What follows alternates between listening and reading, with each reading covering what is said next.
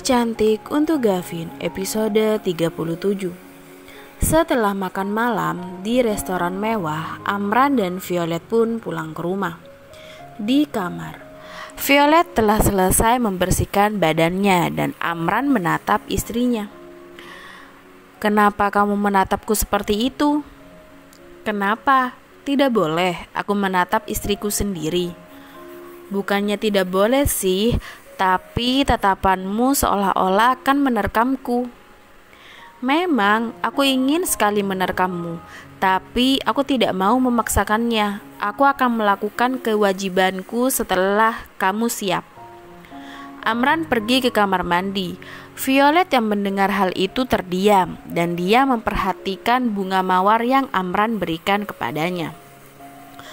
"Aku juga mau sebenarnya menjalankan kewajibanku sebagai istrinya, tapi aku terlalu takut dia akan meninggalkanku saat dia sudah tahu kalau aku bersedia memberikan cintaku kepadanya."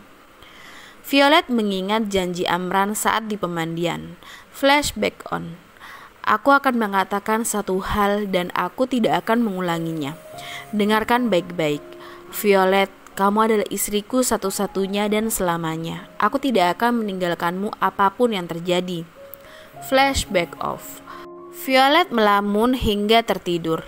Amran yang sabar melihat istrinya yang tertidur dan Amran langsung menyelimuti Violet dan mencium keningnya dan dia berbaring di sampingnya. "Selamat malam istriku." Amran pun tertidur lelap. Keesokan harinya, Violet mengajak Zara dan Bianca main ke mansionnya. Zara dan Bianca dijemput langsung oleh Violet di mansion. "Selamat datang Nona," ujar pelayan menyambut mereka. "Senang bertemu denganmu Paman." "Paman, mansion Tuan Anda mewah sekali ya." Tuan Amran mendekorasi mansion ini setelah memutuskan untuk menikahi Nona Violet. Dia membuat mansion ini tampak mewah agar Nona Violet bisa dengan nyaman tinggal di mansion ini. "Wah, Nona Violet, hidup kamu mirip putri di dongeng-dongeng ya." "Ah, kamu terlalu memuji. Aku ke dapur dulu ya." Violet menemui Bibi Lia. Zara dan Bianca duduk di ruang tamu dan Clara baru turun dari kamarnya. Violet datang membawa cemilan. "Zara, Bianca, kenalkan, ini adik iparku, Clara. Clara, ini rekan kerjaku Zara dan ini adalah sahabatku dari kecil, Bianca. Senang bertemu denganmu Clara." Bianca hanya diam saja. "Senang bertemu dengan kalian juga. Silakan dinikmati cemilannya." "Clara, aku boleh menanyakan sesuatu enggak?" "Apa itu?" "Menurut kamu siapa yang lebih hebat, Tuan Amran atau Tuan Hengki?" "Mana bisa aku memilihnya, yang satu kakakku dan yang satu lagi suamiku." "Wah, Nona Clara, aku sungguh iri padamu dan juga pada Violet. Kalian dikelilingi pria yang tampan, kaya dan juga baik. Aku sungguh iri." "Aku suka kepribadianmu yang lucu ini, hehehe." "Nona, boleh tidak aku makan malam dan bertamu di sini setiap hari?"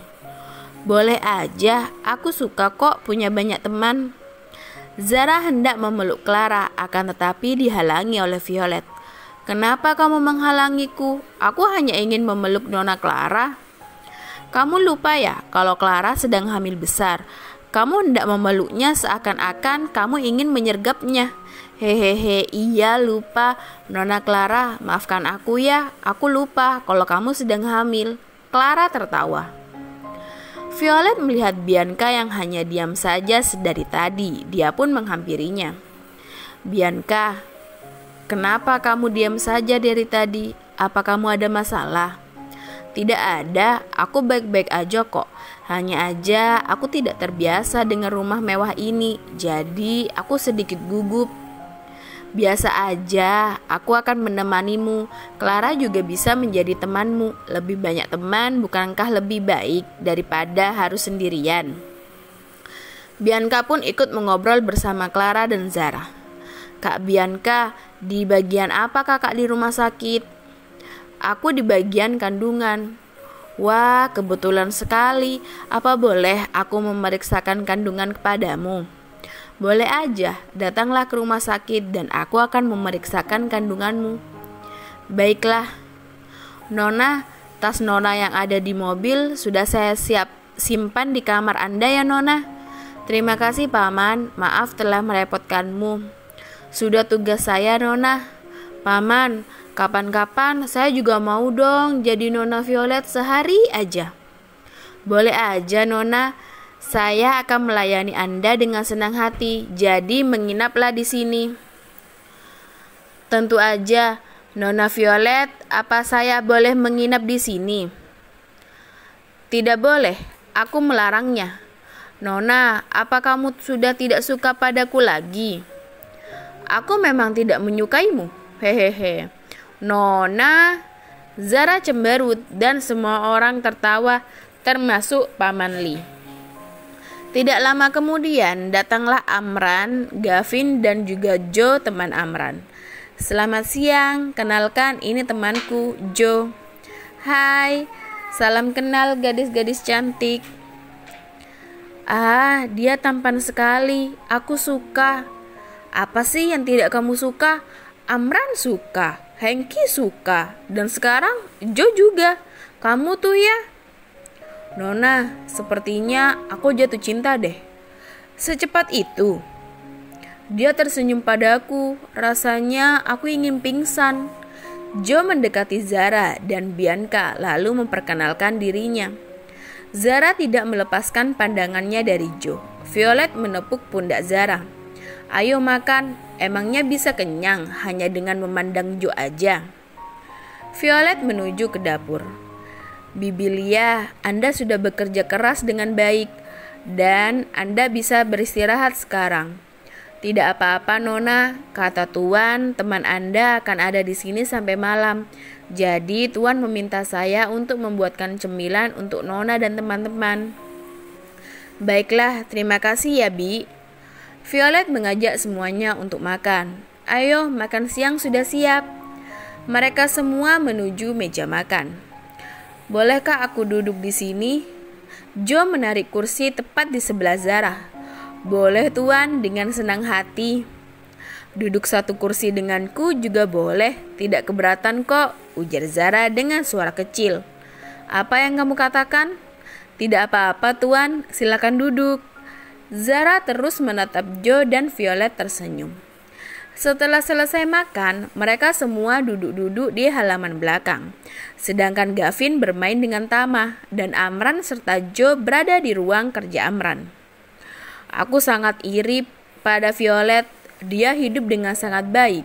Dia mempunyai orang tua yang sayang padanya, pekerjaan yang bagus, punya suami yang tampan dan super kaya. Bohong jika aku bilang kalau aku tidak iri padanya. Sungguh aku sangat iri dengan kehidupannya, tidak denganku yang selalu banyak masalah. Malam harinya. Setelah makan malam, mereka pamit pulang. Aku pulang dulu ya. Joe, bisa tidak kamu ngantar teman-teman Violet? Serahkan padaku, aku akan mengantar mereka dengan selamat. Terima kasih banyak ya Joe. Dengan senang hati. Nona, kami pamit dulu ya. Kapan-kapan aku boleh main lagi kan? Silahkan kapanpun kamu mau. Tuh Nona, adik dan kakak idolaku aja membolehkan aku mampir ke sini. Hehehe. Violet hanya tertawa. Violet merasa curiga ada yang Bianca sembunyikan darinya. Karena seharian bersamanya, Bianca kebanyakan diam dan terlihat melamun. Joe mengantarkan Zara dan Bianca pulang. Bianca terus melamun saat di mobil karena merasa hidupnya tidak seberuntung Violet. Di mana rumah kalian? Rumah aku lebih jauh dari jalan ini. Kita antar Nona Bianca dulu ya. Nona Bianca, di mana alamatmu? Bianca yang melamun pun tersadar. Turunkan aku di ujung jalan sana ya. Apa di sana rumahmu? Iya, di sekitar sana. Baiklah. Sesampainya di ujung jalan, Bianca turun dari mobil. Selamat malam Nona, selamat sampai rumah dan sampai bertemu besok ya di rumah sakit. Zara melambaikan tangannya dan Bianca hanya tersenyum lesu. Joe pun melajukan mobilnya lagi. Bianca berjalan dan masuk melewati gang. Akan tetapi saat di gang itu, dia diberhentikan oleh dua pria yang tidak ia kenal. "Apa Anda yang bernama Bianca?" "Iya, kamu siapa ya?" "Adik kamu mempunyai hutang 300 juta dan dia bilang kamu yang akan melunasinya. Kami kesini untuk meminta uangnya." "Apa? 300 juta? Aku tidak punya uang." "Aku tidak mau tahu, mau kamu punya uang atau tidak, itu masalahmu. Yang penting kamu bayar hutang adikmu." Bianca merasa kesal. "Bagaimana aku bisa membayar hutangnya kalau aku aja tidak mempunyai uang?" "Terserah kamu mau dapat uang dari mana. Kami akan kembali 1 minggu lagi. Kalau kamu tidak bisa membayar, maka adikmu akan mati di tangan kami." "Bukankah kalian punya senjata? Bunuh aja dia sekarang. Aku tidak peduli padanya. Toh, dia kan yang mempunyai hutang. Kenapa harus aku yang membayarnya?" "Bukan hanya adikmu yang akan mati. Kami juga akan menghancurkan hidupmu. Ingat, bayar sebelum kami kembali." "Terserah kamu mau bunuh aku atau tidak. Aku sudah tidak peduli," teriak Bianca. Orang asing itu pun pergi. Lalu Bianca pun masuk ke dalam kontrakannya dan dia merasa kesal, marah dan sangat-sangat hancur. Beberapa menit kemudian, ponsel Bianca berdering dan ternyata orang tuanya lah yang menelponnya. "Bianca, kamu di mana? Apa kamu di rumah? Adikmu ada di sana. Apa dia sudah datang?" "Aku tidak tahu anak kesayangan kalian ada di mana." "Kenapa kamu berbicara seperti itu?" Bianca yang merasa kesal langsung memberitahu semuanya.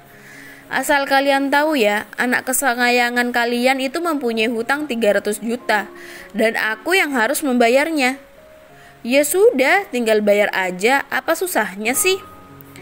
"Apa susahnya?" ibu bilang. "Uang dari mana, Bu, yang harus aku bayar? Bukankah kehidupanmu di kota nyaman? Gajimu 50-100 juta per bulan. Kamu juga lajang, kamu tidak akan menghabiskan itu semua sendirian kan?" "Apa ibu? 50-100 juta? Kata siapa? Siapa yang hidup dengan enak?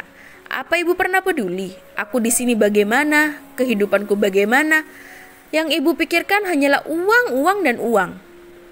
Aku sudah membiayai kamu ya, dan kamu malah main hitung-hitungan denganku." "Ibu, aku bukan bermain hitung-hitungan denganmu." "Hitung-hitungan bagaimana sih?" "Bu, aku tahu ibu mengeluarkan banyak uang untuk melahirkan dan membesarkanku. Aku telah memberikan banyak uang yang aku punya. Itu pun tidak akan cukup untuk ibu. Akan tetapi, ibu juga harus tahu bagaimana aku di kota. Aku makan apa? Apa aku pernah membeli sesuatu? Tidak, ibu. Aku memberikan semua uangku padamu. Apa itu semua belum cukup? Di SMA, aku sudah bekerja untuk membiayai hidupku sendiri. Aku juga kuliah dengan uangku sendiri. Aku pun membayarkan uang kuliah adik aku, padahal dia jarang untuk pergi kuliah. Aku masih diam, Bu. Dan aku sudah tidak punya apapun sekarang. Dan ibu masih menyuruhku membayarkan hutangnya. Ibu, 300 juta itu tidak sedikit. Aku harus membayarnya menggunakan apa? Apa aku harus menjual diriku, hah?" Bianca melemparkan ponselnya ke tembok dan hancur. Bianca menangis jadi-jadinya. "Andai aja aku seperti Violet, aku tidak akan mendapatkan masalah seperti ini. Kenapa sih keberuntungan selalu memihak kepadanya dan bukan kepadaku?" Malam harinya, di rumah Amran. "Bagaimana? Apa kamu senang teman-temanmu datang?" "Iya, aku merasa senang. Mereka bisa berkunjung kemari dan juga mengobrol banyak hal dengan aku dan Clara. Akan lebih baik itu daripada kamu mengingat apa yang terjadi di rumah sakit." "Kamu benar, tapi apa? Aku khawatir pada Bianca. Dia tidak seperti biasanya. Dia lebih pendiam sekarang."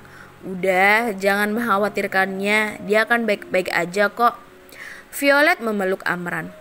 "Aku sudah menyiapkan hadiah untukmu." "Mana?" "Ada di dalam." Amran mengajak Violet masuk ke dalam kamar. Violet melihat sebuah kotak di atas ranjang. Apa ini? Buka aja, aku ingin kamu memakainya. Violet membukanya dan terkejut. Seketika wajahnya memerah. Tanpa banyak bicara, Violet pergi ke kamar mandi. Amran berharap Violet akan memakainya. 10 menit kemudian, Amran melihat Violet memakai baju seperti biasa dan Amran menundukkan kepalanya dan melangkahkan kakinya ke kamar mandi. Violet yang melihat Amran sedih pun tersenyum. Saat Amran masuk ke kamar mandi, Violet buru-buru mengganti pakaiannya dengan ligeri pemberian Amran. Dia pun menghidupkan lilin dan mematikan lampu kamarnya. Mungkin ini saatnya aku membahagiakannya. Amran keluar dari kamar mandi dan melihat lampu kamar yang gelap dengan sedikit cahaya dari lilin. Amran mengenakan handuk dan bertelanjang dada. Dia pikir Violet sudah tertidur karena Violet pura-pura tidur. Amran mendekatinya. "Selamat tidur istriku." Amran mencium kening dan bibir Violet. Saat itu juga untuk pertama kalinya Violet membalas ciumannya dan membuka selimutnya. Dan Amran tersenyum karena Violet menggunakan ligeri pemberiannya. "Apa kamu sudah bersedia menyerahkan semuanya untukku? Aku yakin kamu tidak akan mengecewakanku dan..." Belum selesai bicara, Amran langsung mencium Violet dan menutup keduanya dengan selimut. "Tapi aku belum tahu bagaimana melakukannya. Aku akan mengajarimu dan mulai sekarang kamu akan terbiasa melakukannya." Amran melakukan kewajibannya dan Violet menikmati sentuhan demi sentuhan dan ciuman yang Amran berikan. Dan kali ini mereka sadar melakukannya tanpa campur tangan Gavin. Bersambung.